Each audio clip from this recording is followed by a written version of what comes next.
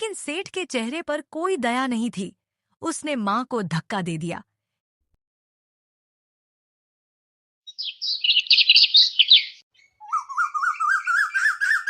यह कहानी है किशन की, एक सीधे साधे किसान की और उसकी बूढ़ी मां की, जिसने सालों तक साहूकार के जुल्म सहे पर हार नहीं मानी।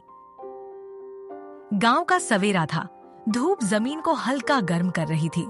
किशन अपनी मां के साथ खेत में हल चला रहा था। उसकी मां बूढ़ी लेकिन मजबूत, चेहरे पर झुर्रियां लेकिन हौसला फौलादी। किशन बेटा, थोड़ा पानी पिला दे। किशन ने हल रोका, पसीने से लथपथ मां को देखा। वो भाग कर गया और मटके से पानी लाकर मां को दिया।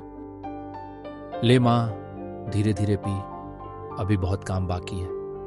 मां की आंखों में प्यार था, लेकिन थकावट भी छिपी नहीं थी। अचानक दूर से एक बैलगाड़ी आती दिखी।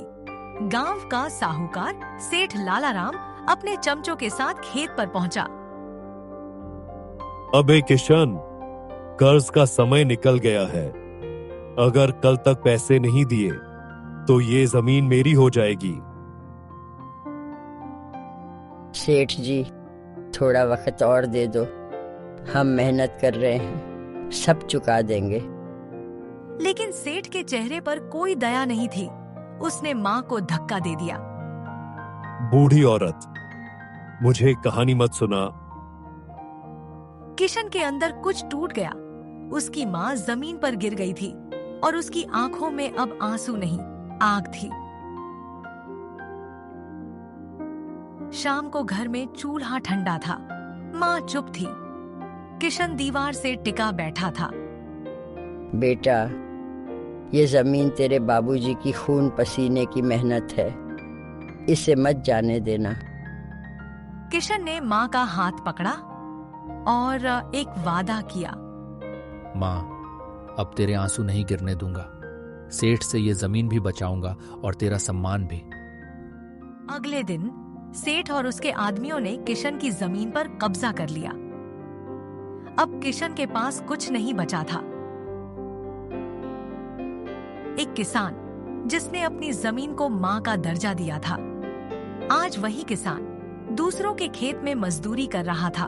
धूप तेज थी, हाथों में फावड़ा था और पीठ पर बोझ, पर किशन के चेहरे पर शिकस्त नहीं थी। हे भगवान, मेरे बेटे की मेहनत रंग लाना। गांव में पंचायत चुनाव की घोषणा हुई। गांव के कोने कोने में चर्चा शुरू हो गई। अरे, किशन भी नामांकन भर रहा है। एक मजदूर सरपंच बनेगा। लोग हंस रहे थे, लेकिन किशन चुप था, क्योंकि अब उसके इरादे बोल रहे थे। गांव के कुछ नौजवान किशन के साथ खड़े हो गए। किशन भैया ने मेहनत देखी है, जुल्म झेला है, अब वक्त है बदलाव का। किशन ने गांव में घर घर जाकर अपनी बात रखी। न कोई झूठा वादा किया, न ही कोई लालच या दिखावा, बस अपनी मां की तरह गांव की सेवा और सच्चाई की बात रखी।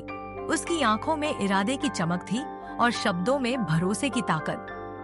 जो कभी हंसी का पात्र था, अब लोगों के दिल में घर करने लगा था।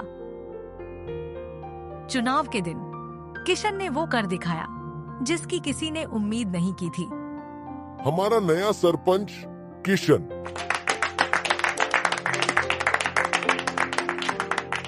सरपंच बनते ही किशन ने सेठ लालाराम के दस्तावेजों की जांच के आदेश दिए। साबित हुआ, सेठ सालों से गांव वालों को झूठे कागजों पर कर्ज देकर जमीनें हड़पता रहा था। सेठ लालाराम, आपको धोखाधड़ी के आरोप में गिरफ्तार किया जाता है। गांव वालों की आंखों में हैरानी थी, लेकिन चेहरे पर सुकून। किशन को उसकी जमीन लौटा दी गई। मां के चेहरे पर पहली बार सुकून था। मां, आज तेरा सपना पूरा हुआ, बाबूजी का सपना भी। अब कोई हमारे खेत की तरफ आंख उठाकर नहीं देखेगा। तू जीत गया बेटा। तेरे बाबूजी जहां भी होंगे गर्व कर रहे होंगे। गांव वालों की भीड़ किशन के घर के बाहर खड़ी थी। सच्चाई झुकती है लेकिन हारती नहीं। ये कहानी सिर्फ किशन की नहीं है, ये कहानी है हर उस इंसान की जो अन्याय के सामने झुका नहीं बल्कि डटा रहा और अंत में जीत उसकी हुई।